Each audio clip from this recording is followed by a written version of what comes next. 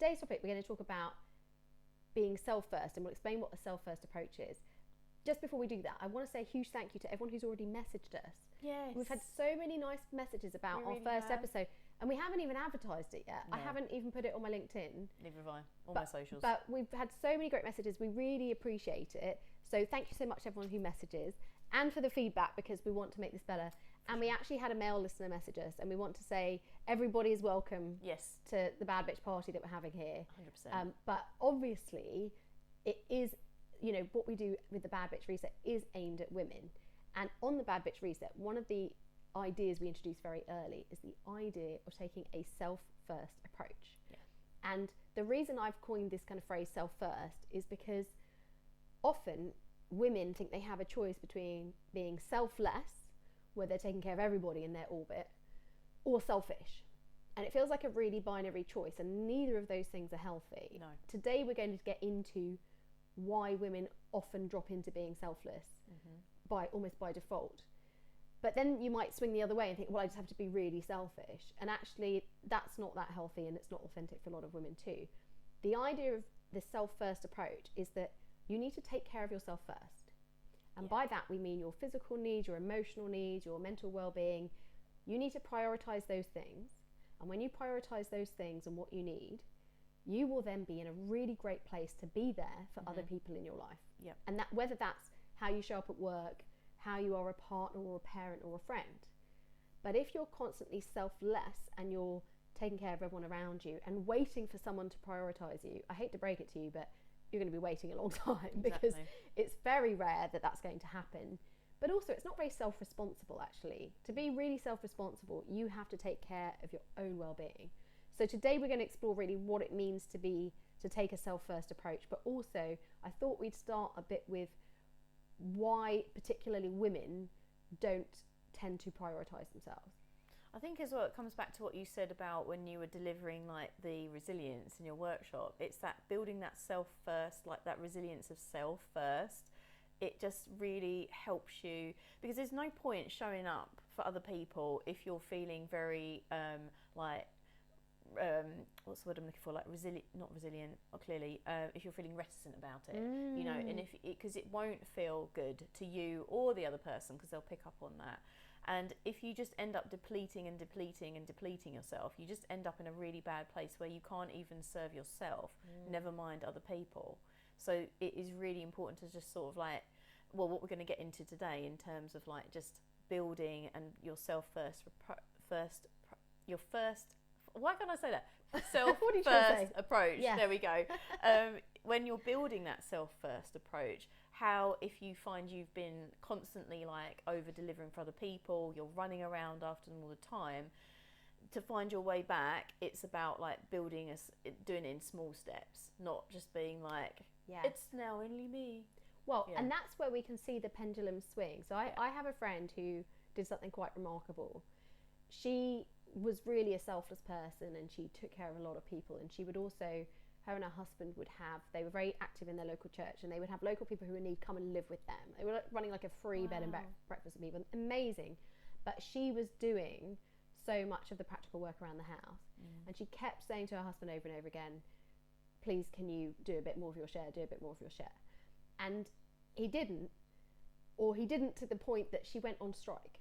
Wow. And she went on strike for a whole month. Yeah. For a whole month, she didn't do anything.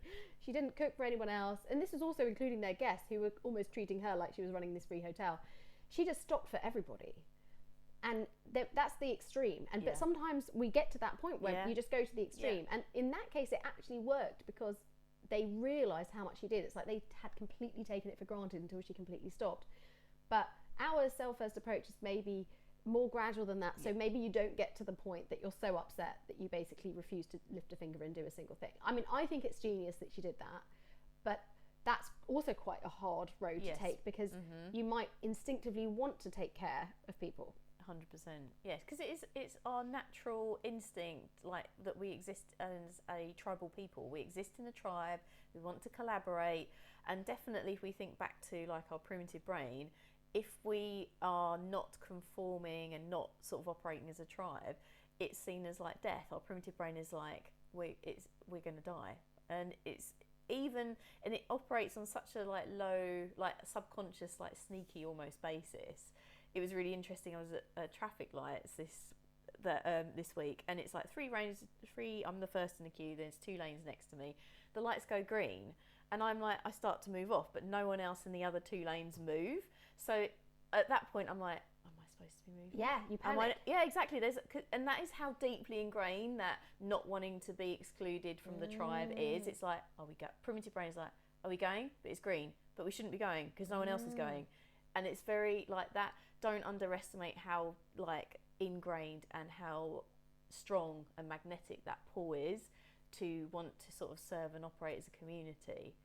So like just if you're trying to just unwind that behaviour and start putting yourself first, the gentle way is a really good way. Well, we'll come on to how we do it in a minute, because I want to visit that a bit further about the tribe, because the traditional setup was that women worked together in the tribe and men would go out and hunt. We were talking about this earlier about how we should move in together and how we should just live together. Oh, we should live together. Women in a commune, I feel like shit would be done and life would be good. I mean, 2 of the best periods of my life were living with my 2 best friends, one after the other. And there is something wonderful about women spending time together and being in a group. So, and the reason it can feel so wonderful is it's what we've evolved to do. And it's not that long ago that we were doing it. So our brain hasn't shifted. No. There are still lots of places in the world where women live much more together and there's a lot more multi-generational living. The way we live now, particularly in a kind of standard setup of a male-female partnership, is actually super unnatural, just to be clear. So, and wonderful, but not natural. So the natural setup was that women would be in a big group and they would self-organise between them, and they'd be responsible for a lot of things like keeping the fire going, gathering, not hunting, but gathering berries and gathering food. They would communally take care of the children, which I think is something we've lost, and it's really hard on young mothers to have young children unless you have a very strong community around you. Definitely. Because you would have a baby and then 5 women would help you raise that baby, including some much older women. In fact, a lot of women didn't even nurse their own children. So everything was a group effort, and there's lots of wonderful things about that. But one of the ways it works is that to work in a tribe like that, everybody has to get on. Yeah. Because if you don't get on, you can't be affording to have blow-ups all over the place. This isn't like Real Housewives of the tribe. So everyone has to get on, and if you get kicked out, it's like you said, it's death. So there are a couple of things at play there. One of them is that the women got very good at spotting what needed to be done, or spotting if there was a problem or if someone was unhappy and fixing it proactively. They're not waiting for someone to come and say, here's a problem. They're fixing it. Especially when it comes to raising young children, they can't speak. So women also were very good at just telling what somebody needs without them expressing it. Yeah. And so we see that now when we see women who are monitoring their family very closely. If the children are upset, they're stepping in to fix that. If their partner's in a mood, they're trying to sort it out. So we're kind of programmed to see the problems that might happen in relationships and try and fix them. But then also practically, just to get everything done, they would notice when something needed doing and they would just do it. So again, I've definitely had friends complain where they say, how does my male partner not see the mess? Yeah. They just don't see the mess, and I just see the mess and I start cleaning it up, and they just don't see it. And I think, to be fair to the men, they also evolved to do different things. For sure. So naturally as women, we're very aware of how everyone is. We're instinctively wanting to keep everyone happy, have less conflict, be more collaborative. And we're anticipating needs and practically taking care of them. And that worked really well in a big group of women where everyone's reciprocating. Yeah. But now you put yourself in the modern world of work, where people aren't going to be reciprocating, taking care of your needs. Or you put yourself in modern relationships where you might not be getting that from your partner. And the danger is that you are anticipating everyone's needs and prioritising them and fixing every problem that you see, but it's not reciprocated. Exactly. And because it's not reciprocated, that's when people start to burn out or resent the other person. And that's when we see women who are stressed and worn out and feel unappreciated. And that's also a lot of the women that we really love helping through the bad bitch reset. Exactly. And it feels like, especially like the more like you find yourself in that situation and the more sort of like anxious and overwhelmed that you feel, the harder it is to figure out a way forward, because your brain is like it's quite noisy. It's like I explain it to my clients, it's like a snow globe. It's like you have a snow globe and you've shaken it up, but and therefore it's very hard to see the scene in the snow globe when all the snow is like swirling around, similarly to like the ideas might swirl and the thoughts in our brain. And so to like, in order to find our way back and to start thinking about how you want to put yourself first, it's important to just let things settle, let like that overwhelm, just even if it won't pass and you're in the trenches and you're having a full-on bad time, that it's just like important to let it settle a bit before you can start charting a way forward to what you want to do and put yourself first. Even if it's tiny rebellions, I like to call them. Well, votes for yourself. Say a client comes to you and she realises that she's burnt out, and she realises that she's over prioritised other people in her life, maybe lost sight of her own goals and her own well-being needs. Yeah. Where do you start with them? Well, my clients, as I always say to them, I'm like, you are the expert on you. Like, I am just here to sometimes ask the awkward questions that your primitive brain is going to literally be like, get lost, Julia. But it is literally, they are the expert on them. So it's like we figure out, because our brain likes a scale, so we will scale them like 1 to 10, with like 1 being like their most sort of overwhelmed, least prioritized self, and 10 is like perhaps their most like happy and most calm and most in control, and someone that is asking for what their needs to be met in a healthy way. And we'll figure out initially where they are on that scale. Doesn't matter where they are, it's absolutely fine, because there's always something it doesn't matter if they think they're really great, because there's always small improvements we can make. Similarly, it doesn't matter if it's very low, because we can just start to build it. And what we're looking for is like the tiniest little step that perhaps like that, even if you're feeling very overwhelmed, what is a sort of like a manageable change where you can start voting for yourself, where you can start putting yourself first, you know? If it's like you have to go and do the food shopping like every week, maybe there's one week where you order it in and you just like spend some time reading a book. It's the tiny little changes, because we want your brain to be comfortable with the changes. It's literally got to be so easy your brain gets on board with it, because your primitive brain and everything that we're fighting and all like the biology and the being in the tribe and the ingrained habits of putting everyone else first, we've got to just start charting a gentle pathway forward in a small way, and it's just setting like just a small different path. Well, and to that point, if you suddenly, as a pendulum, if you suddenly swing the other way, you might feel really empowered for about 5 minutes, and then you might start to feel very guilty if it's working against how you've behaved for a long time. So it's about those small steps, and it could be I'd say first step is actually spend some time thinking about what you need, just what you need that makes you feel good. Is it I need some time on my own every day? At work, is it I've got some strategic projects that I want to work on, but everyone keeps interrupting me, so working on those would be good for me. Look at your goals. What would you like to achieve that would be good for you?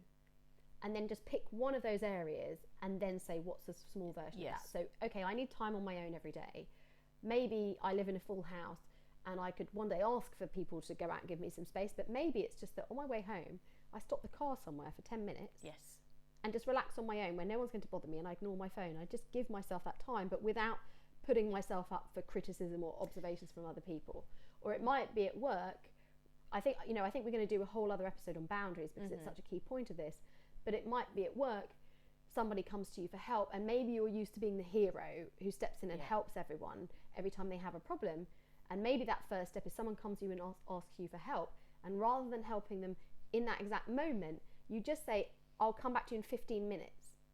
Why are you laughing about that? I'm laughing because this happened at work, and because I'm leaving my full-time job to obviously do hypnotherapy full-time, and I was thinking about this in terms of like helping people when I'm not there. And one of my very like lovely colleagues said to me, she said, next time someone asks you a question, say to them, what would you do if I wasn't here? Oh, that's great. It is. So I premiered this last week, and I felt really proud of myself, and I went, what would you do if I wasn't here? And he turned around and went, I'd call you. Oh no. And I was like, I'm not going to answer your calls. This is going to take a little bit more work. I'd call you. No, that's not quite what we want you to. We want to encourage like our own thinking. But this is where I do see it a lot with my clients who are worn out, and this is men as well as women do this. Is the phenomenon of the hero. Yeah. Of someone who gets in the habit of being the hero, and I know you can be like this in your job, where they know everything and they answer everyone's questions, and because they're so good at that, then they become a magnet for everyone's problems and everyone's queries. And one of the truths of life is that people treat us the way we trained them to treat us. Yeah. So if you are that hero, you can't be upset that everyone then keeps bringing you their problems. You have to start putting yourself first, and also you're not helping those people learn. So deferring them and saying, why don't you go away and think about it and come back to me with what you do. It works really well with kids is say to them, well, come up with 3 ideas of things you could do to solve this problem, and get them to be creative and think about it rather than just jumping in and solving the problem, which isn't helping them to develop and grow. So I do think if you're someone who's overgiving, check yourself. Have you made yourself the hero because it feels good? This is the thing, and then your brain will get off on it. Exactly, and can you gradually back out of that? Yeah, because there will be, whether your behaviour, there's always rewards to like the behaviours that we're doing, right? Even if they're not like habits that are serving us, behaviours that are serving us, there's always going to be like some kind of payoff and benefit to you, or perceived benefit. So it's always worth just exploring what am I getting from being this way.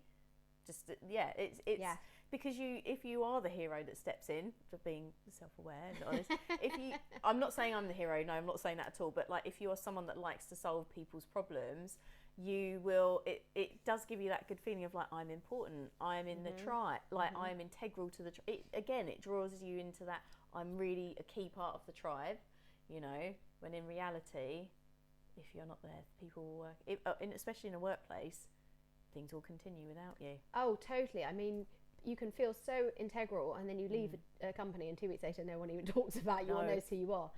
So I think that's so true, and that a big part of that is about validation.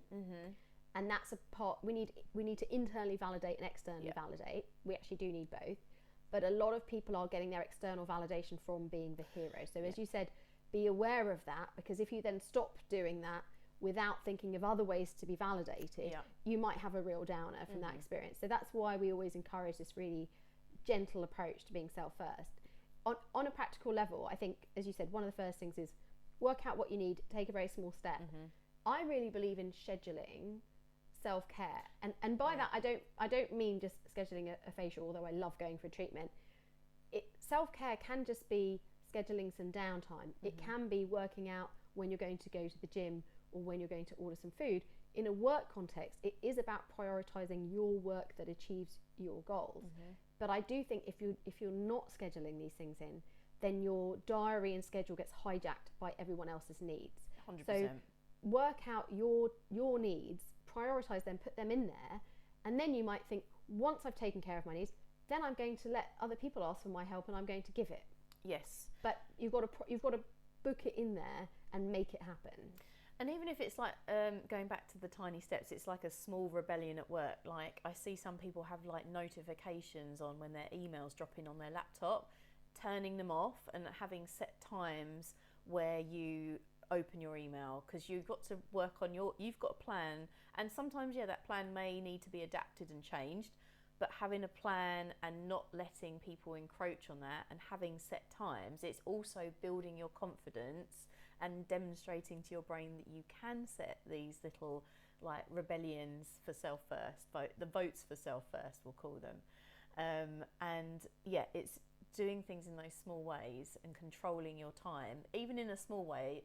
And like you said, putting things in your calendar as well, very good for our brain, because it's like our brain will look at it and it's like it's in the calendar, it's something we have to stick to. Doesn't matter if it's a dental appointment or the kids' play, if self-care is in the diary, our brain doesn't really discern. It will be like, oh, it's in the diary, it kind of needs to be done. It looks official. Yeah, exactly. I should do it. And also, if you've got a shared work calendar, it stops people going into it.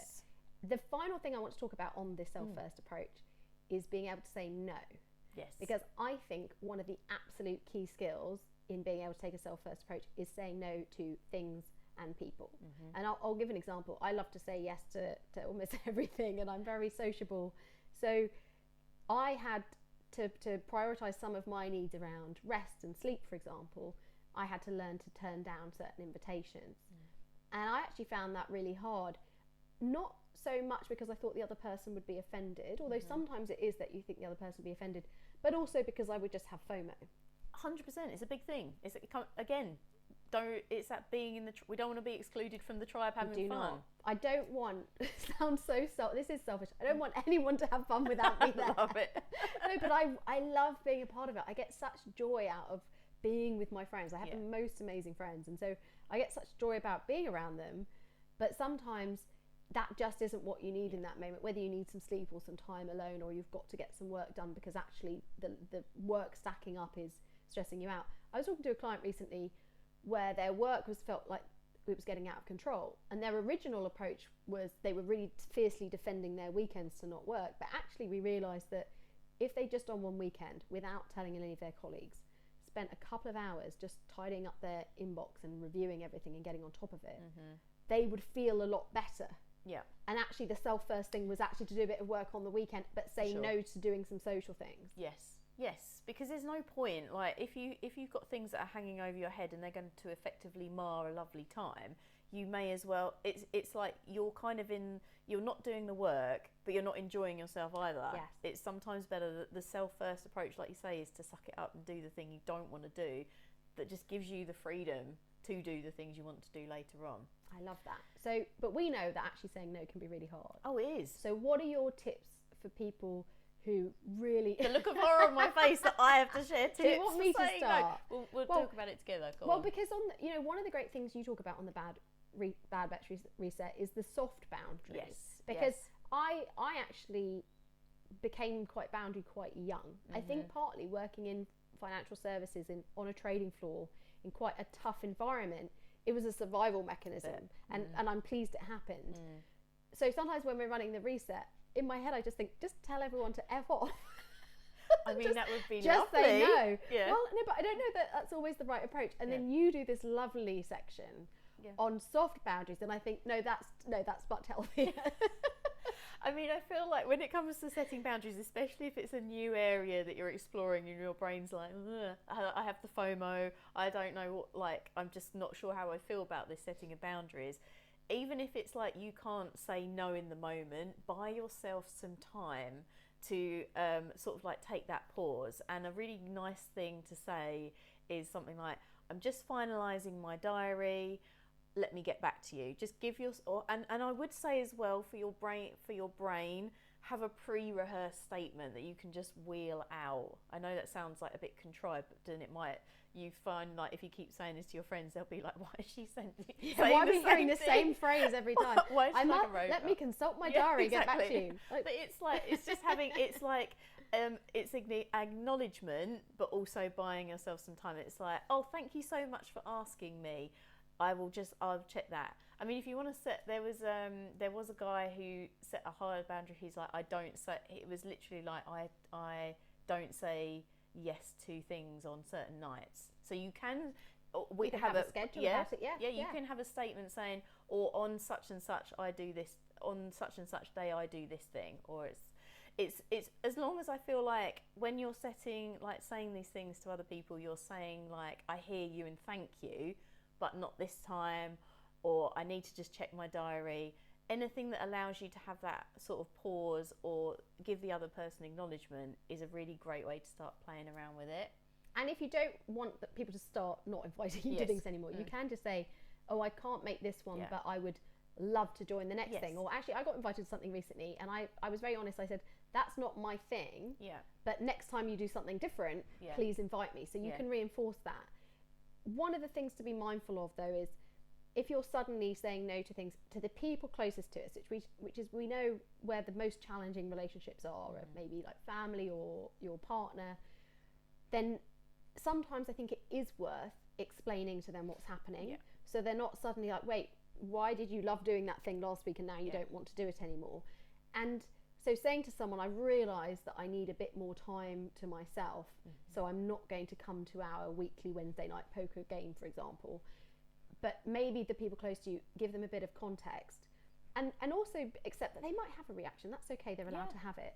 But the people who really care about you truly ultimately want you to be healthy and happy. And so they might take a bit of getting used to it, but ultimately, if you say, I need to do this because it helps me recharge, and then I'll be in a better place tomorrow, you know, when I'm spending time with you, or I'll have more energy for the kids, I think it can be worth giving that context. If someone reacts really negatively to you prioritizing yourself, that's also a sign. You should pay attention that might not be someone who really does have your back. I've definitely put boundaries with certain people in my lives where that means I don't do the thing they would necessarily want me to do, but we overall have a better relationship because of it. And over time they've recognized that and they really value the relationship. But I totally understand that that can be a little bit uncomfortable at first. So just really take your time with doing this, rather than kind of overnight completely changing everything that you do. Exactly. And I think just one final thing, if it gives you any reassurance, it's like, if someone, like you say, if there's someone that really prioritizes and wants you the best for you, they will accept that it's the best for you. And also, everyone is going through they're going through the same thing about setting boundaries. A lot of people will be going through the same thing and worried about what other people responses and thoughts are to them, when actually, so everyone's kind of like wrapped up in their own business. So even if they have like an adverse reaction to start off with, or they don't respond in the way that you think or you're expecting, just know that they're very quickly going to move on from that, and they're going to go back to thinking about their own lives and their own drama. So just give yourself like the hall pass to just explore and play around with it in a kind, gentle way for the sake of yourself. I love that. I think that's a really beautiful point to stop on. We hope we've inspired everyone listening to put themselves first, which, remember, it doesn't mean you can't be there for other people, but you're just prioritizing yourself. So thank you so much, everyone, for listening, and we hope you have a great week and enjoy being a bad bitch. And see you on the next show.